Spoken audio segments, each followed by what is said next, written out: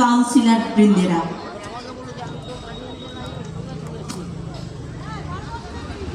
আজকে আমাদের সেই বিখ্যাত প্যান্ডেলের উদ্বোধন।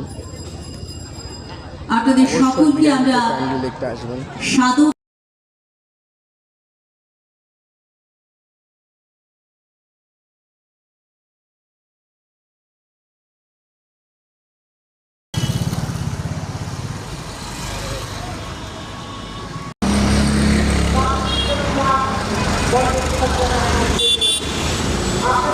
আজকে আমাদের সেরা নিমতা জোনাকি পুজো আছে উদ্বোধন।